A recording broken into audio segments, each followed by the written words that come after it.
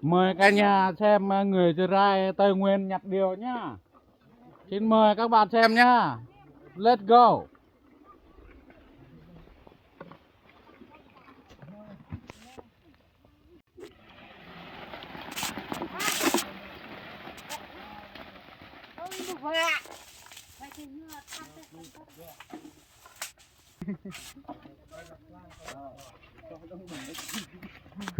Phật đây Phật tha ghép Phật trên mẹ nè. Là chủ nhà nha cho lừa quay phim này bơi chủ nhà nha mấy à. Đây rồi nữa.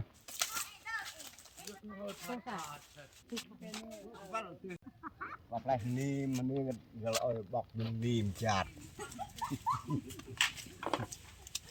Ê, tôi niêm chật có hả? Anh này niêm lõ thôi này là tôi phược phá phược này. Don't play. Triệu bài phết chát như lì bài ở đây cho hao nên như tôi niêm pha người này tôi cọc như là tôi lược đó như nè như veo bò như tôi niêm bơ còn nào lại lúc có khôn lại luôn nè được như phong vân nè lại cả này thao tuần pệt hả đó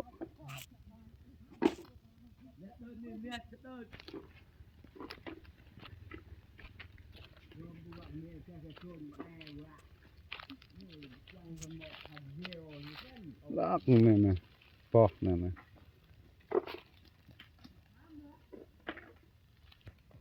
Hậu kinh xe. Hậu kinh xe. Hậu đất rẻ xem mà rẻ.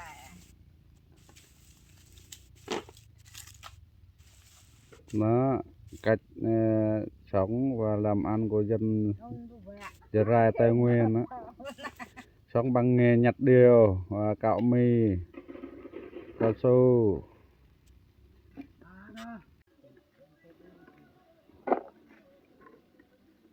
Lại ướp nó từng mà chả. Nó dục nó bố nó làm ta chả.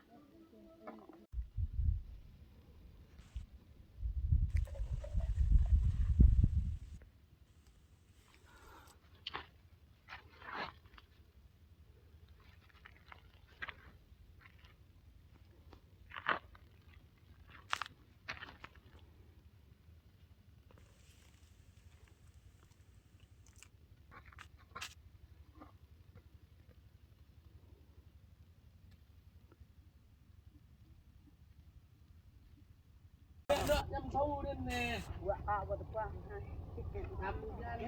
Dạ nên lời dạ.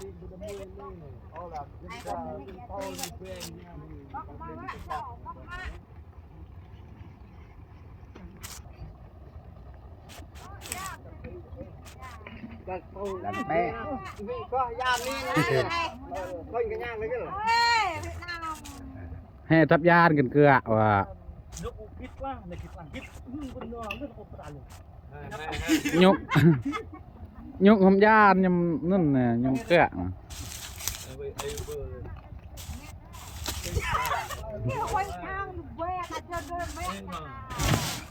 việc lắp với him hả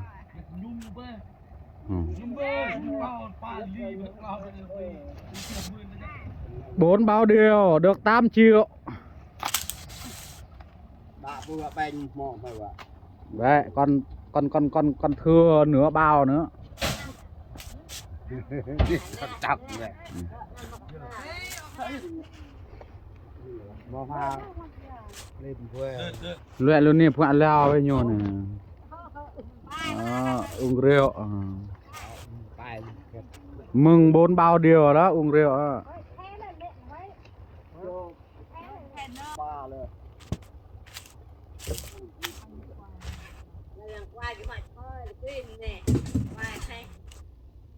Nhang cái tầm chút nhẹ là. Nè. Đấy. Cái này nó cho bao về việc đâu cái cháu Bao với lược rồi. Mình vừa lược bao rồi. Cái này nó to. Có thể bao. Nhặt quạt cái này.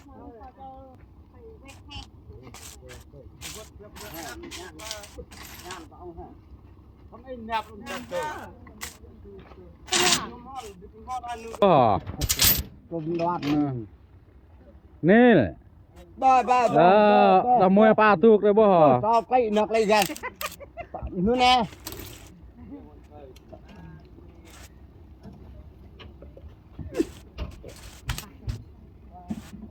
làng chài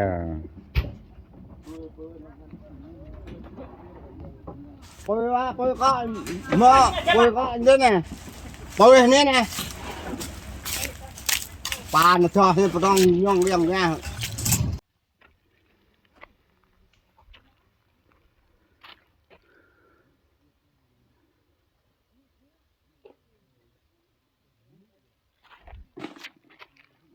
Tuh, boh.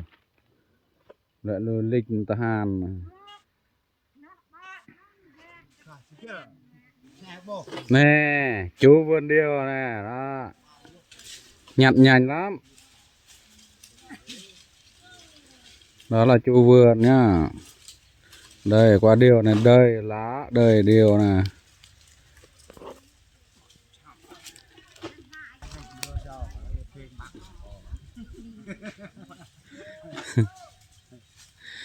Bà con dân Tây Nguyên sống thì bằng nghề nhặt điều, cà phê, và cao su với mì.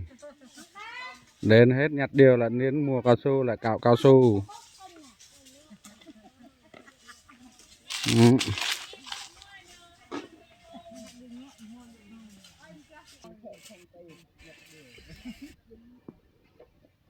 Anh em nhặt điều đó.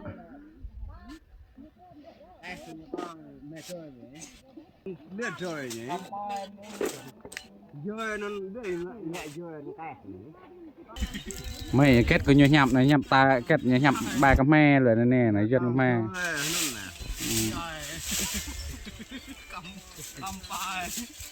Đẹp ôi bòi đẹp ôi đi đẹp đi Nè chú không bòi này kem đẹp rồi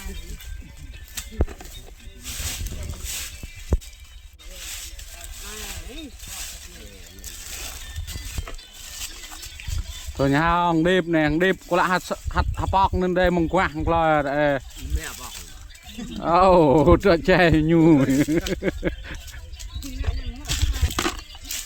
tay cái tôm nắp con poi vậy có bị thò lên tao là con poi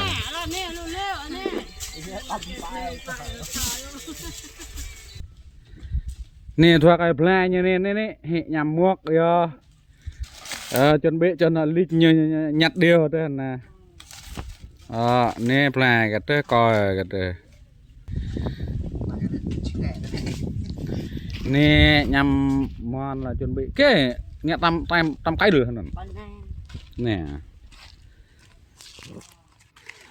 có cái đợt đạp plei cái khà nè đạp plei khà nè tôm cái nè xe thế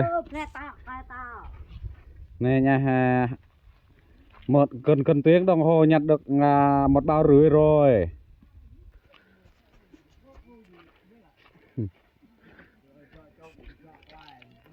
lẹ con poi mà còn bị thò giờ klep có nhiều nhặt vừa có nhiều được lại nhặt ba cái mè cô tay tôi xem tay cho mày rồi nhẹ rồi năm cái nhẹ rồi đúng hai cái hai rồi đấy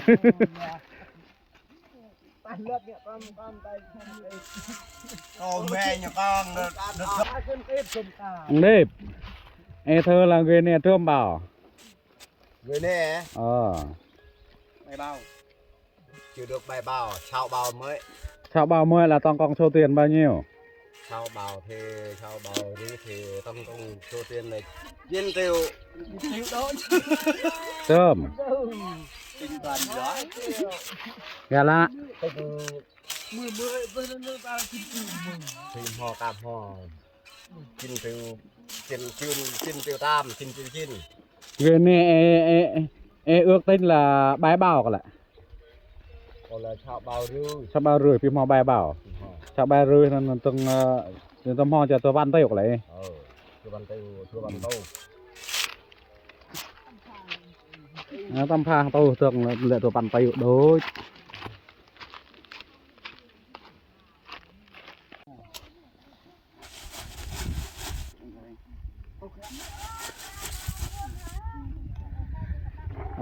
Cơm ra ơi.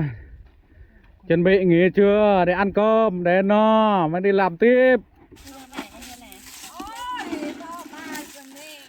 Bữa tôi họa cho bữa tôi họa cho mò pran bữa tiếp tục cái găng tổng hợp.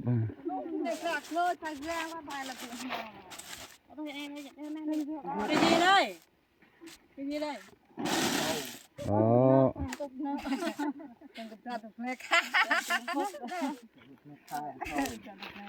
Thế po như nó buồn điều thì là nhược lẹ là tươi cười như thế bở.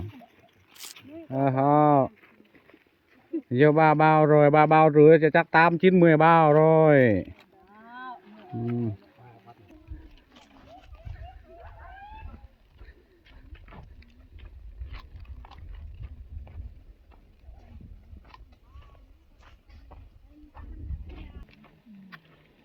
Lê, bữa tôi bong hoa, bong mần nông.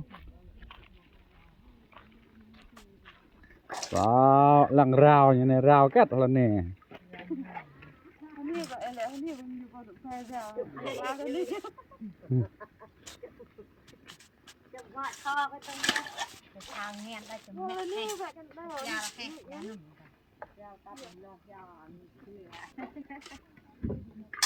Lò nướng, lò bếp. Giờ tập trung ăn cơm.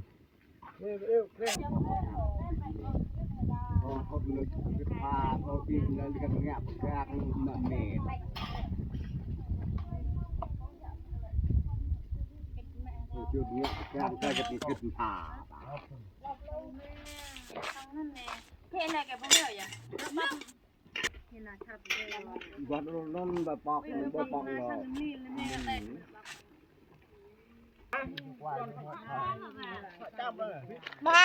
Bữa tôi nghỉ trưa, gọi là nghỉ trưa ăn cơm.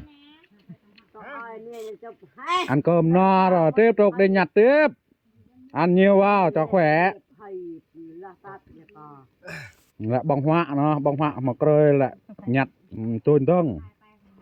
Nhu nè, căng ăn nhu tuôn bết chất nhu nè, vui như hoa lùa lang như bông hằng nữa căng. Như nhúc thì ngạ lằng như này.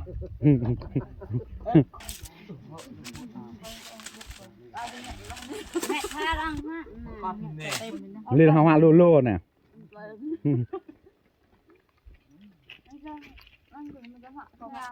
Ni lên hoa ăn ép vàไปเป็นน้ำต้นไปดาวไปน้ำตะเป้แล้วก็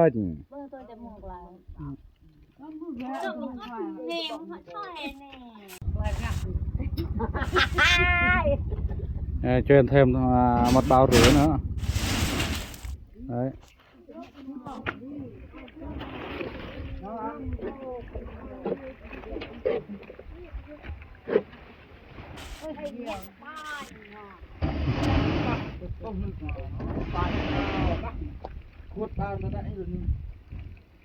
Nè, nó cho căn giam vừa vợ trong tuyết phải. Cha. Tuyết là phải cả.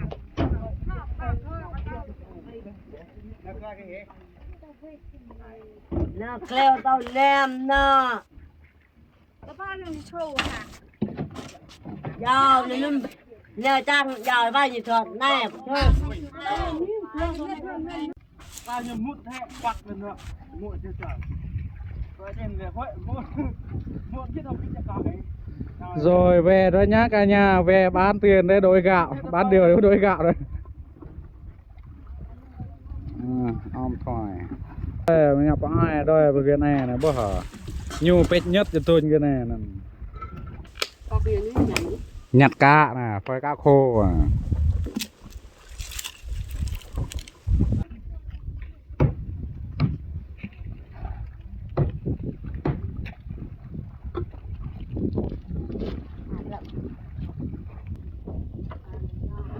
được 8 bao ấy, 8 bao này có lại 8 bao ấy. Bao ghê. Bao kìa, cần 8 bao để có tiền rồi.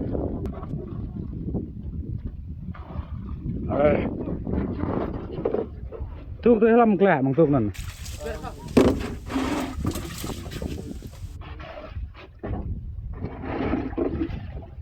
Tapi jangan lẹ lah.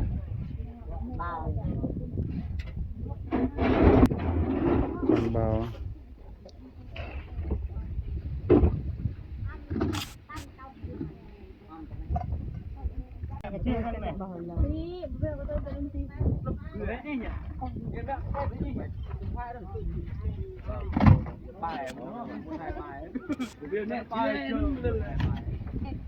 Nè đâu có đạn của hoa trên chèn nhìn phải nhấc ra tay cứ ao cái chạch lên